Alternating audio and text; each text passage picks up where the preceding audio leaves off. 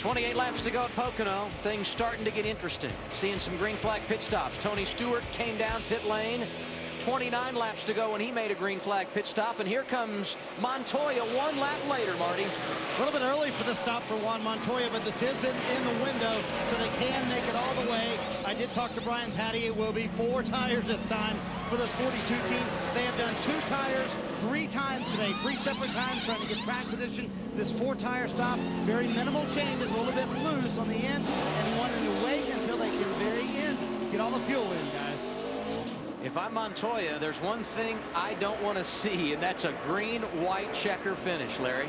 Yeah, I'm not surprised. I think we'll see more drivers hit pit road. Even though with the load of fuel they would have after pitting on lap 156, they could go to close to lap 180.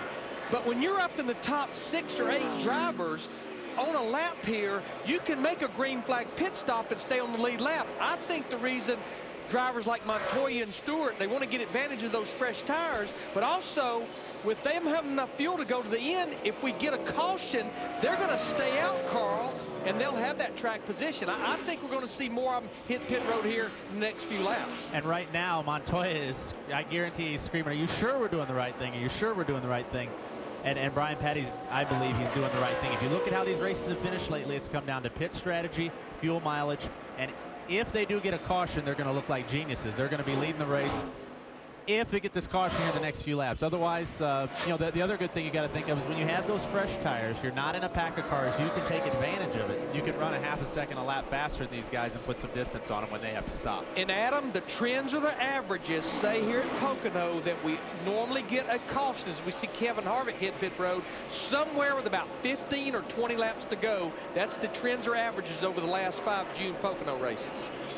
I think if it does stay green, though, it's going to come down to those 2 guys right there who can get in and out, not just a pit stop, but get into their pit and back up to speed quick. Marty. And Wally, Larry Mack's exactly right. Juan Montoya and his team forcing everybody's hand a little bit here. Kevin Harvick, 4 tires, and no changes on this stop, hitting a little bit early, Chris. Pocono with a nice run. He started back at 19th, up to the top 10 right now. This team has done a 28-lap run today, so 26 laps shouldn't be a problem. Talked about Montoya and Stewart making pit stops with just under 30 laps to go. It's been a good day for Paul Menard. He came down with 27 laps remaining, giving up 10th in the running order to get his service. Everyone continues to chase Jeff Gordon. He's got a 1.3-second lead over second place Kurt Busch. Kyle Busch is third, and the man running fourth, Jimmy Johnson, but not anymore. He's making a pit stop, and his teammate in as well, Ralph with the 88. Caleb Hurd is the guy to focus on. That's the gas man. It's all about him. They'll make some minor changes to the car to put tires on it, but it's all about the fuel, and Caleb Hurd doing his job now. Chassis adjustment for the 40 to Jimmy Johnson. He wanted to leave the car alone on the previous stop. Slight change here for the run to the finish.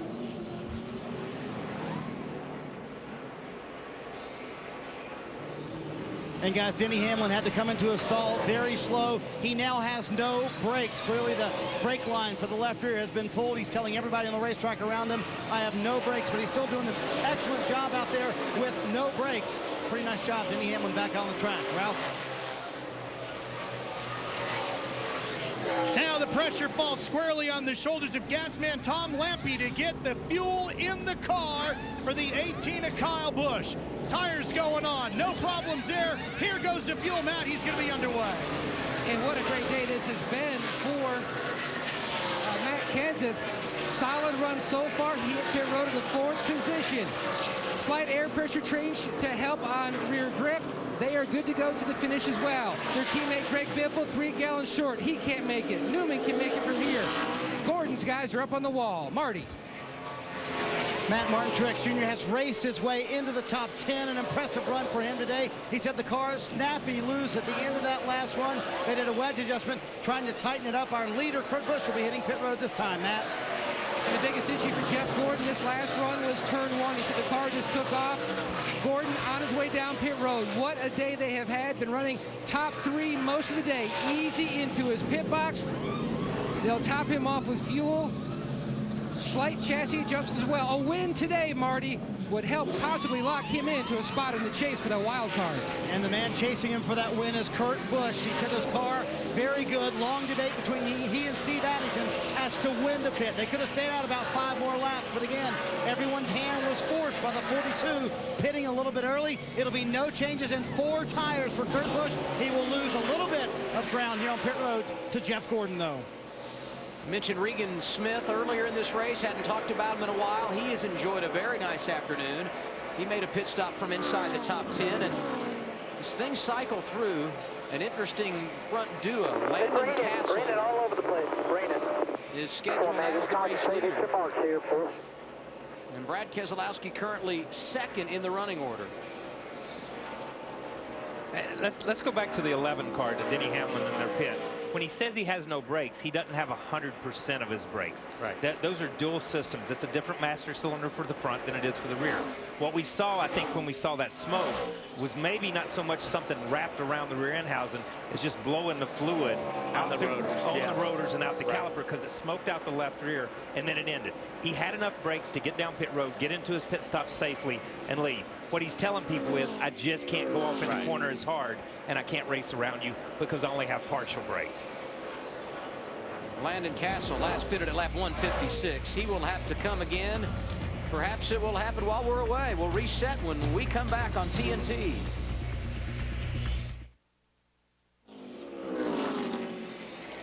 Back at Pocono, Jeff Gordon back to the front, driving to the inside of Landon Castle. Castle still has to make a pit stop. Gordon does not. 19 laps to go here at Pocono. Next Sunday, NASCAR on TNT heads to Michigan. Coverage begins at 12 p.m. Eastern time with Countdown to Green delivered by Pizza Hut, followed by NASCAR Sprint Cup Racing from Michigan. We look forward to seeing you next Sunday afternoon. And we're sorry to tell you Carl Edwards will not be a part of our broadcast team next week. But Carl, we do thank you for joining us after your early issues today. Hey, thank you guys for having me. And I got to see a different side of the broadcast. Well, you're not impressed, are you, Carl? No, I appreciate Kellogg's Aflac Ford for having me on board. I'm going to hop in the Cessna. I'm going to take my little piece of my intake valve and go home. At least you have a souvenir, and we look forward to seeing you on track next week at Michigan. All right, guys, I'm going to go watch the rest of the race outside. Thank you, guys. See you, man. Carl Edwards taking some time out to be with us today, and certainly some terrific insight from a man who spent the first part of this race on track here at Pocono. And that's cool. I don't care where you are. I mean, you don't go to an NFL game and see a guy go from the field up to the booth and talk about it. Carl was talking about racing with the 22 car. He was talking about racing with the 11 car. He was just out there a couple hours ago and knew exactly what their cars were doing, or felt like he did, and knew who was going to be the guy to beat. That's pretty interesting stuff. So get a report on Ryan Newman, who's been in the top 10 most of the day, Matt. Adam, about 30 laps ago, Matt Borland, the new VP of competition at Stewart Haas Racing, went down to the 39 pit and told Tony Gibson that he'd been back in the garage and that McMurray had a problem with his transmission, the third gear they had lost. They were running the same transmission in the 39. They wanted Ryan to be aware of it. On lap 179, Ryan reported in, it's grinding up third gear right now. We've lost third gear. He's right now in the 11th position trying to hold on.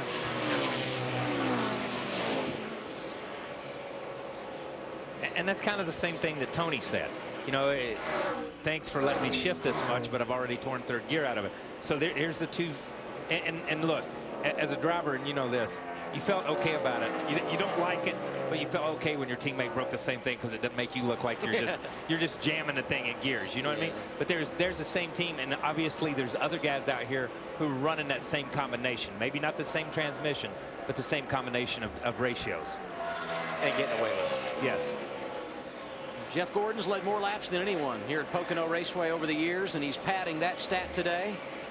Kurt Busch started on the pole, second consecutive week, finished 9th last week at Kansas after leading the most laps, and he's been solid throughout the afternoon today, currently the runner-up.